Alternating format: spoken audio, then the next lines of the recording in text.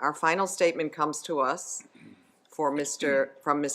Cantave Jean-Baptiste, representing Groundswell International from Haiti. Mr. Jean-Baptiste, we look forward to hearing from you.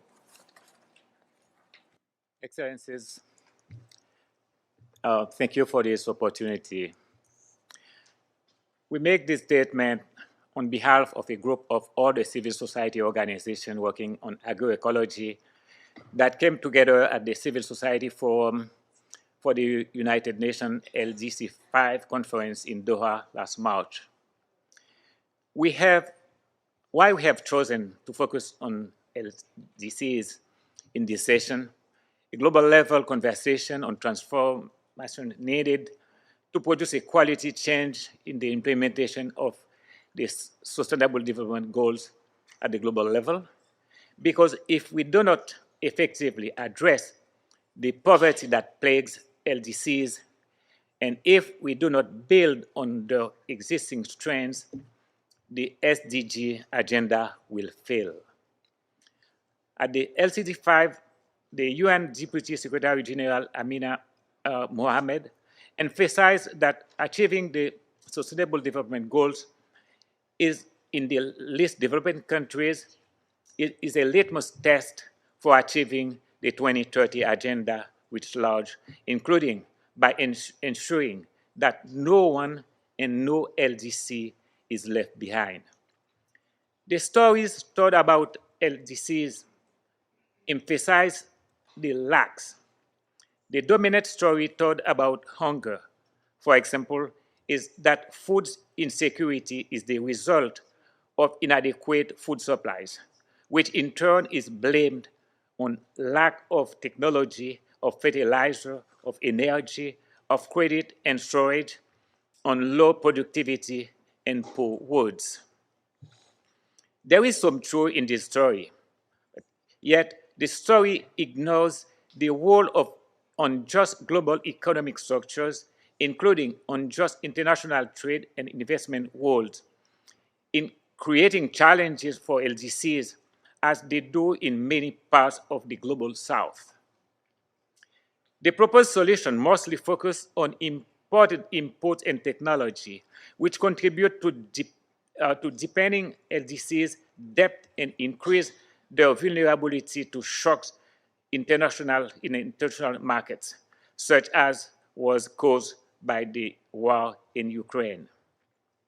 Smallholder food system feed billions of people around the world today, and including many of who live in LDCs.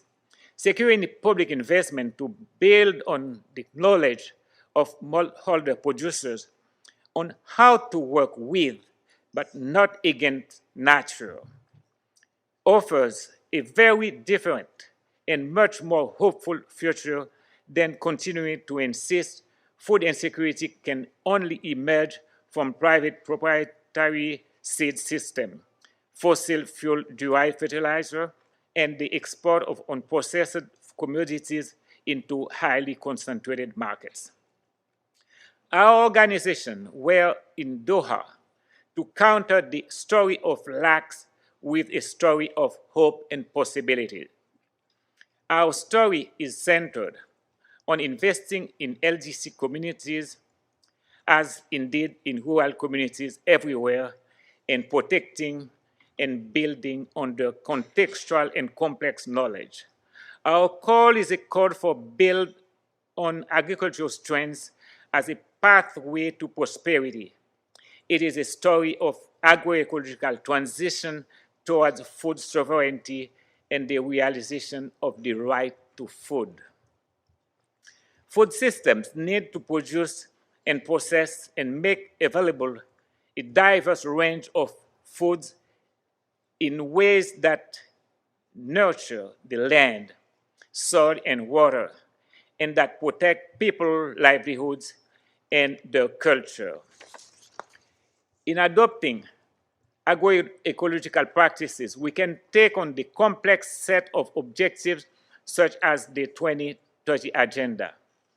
If we think about the system in which food is grown, and distributed and intervene on multiple points in that system for change, we can reduce greenhouse gas emission, conserve fresh water, protect biodiversity, empower women, and increase farm productivity by reducing input costs.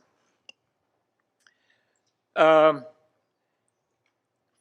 the lack of time, please allow me to submit in writing for your consideration the final statement delivered at the Civil Society Forum.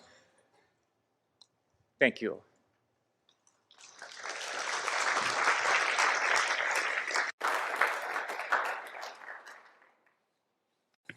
Thank you, Mr. Jean-Baptiste, and also for your story or telling about hope and possibility for the LDCs with local solutions for food systems that protect people, livelihoods, and their culture. Very thought-provoking, much appreciated.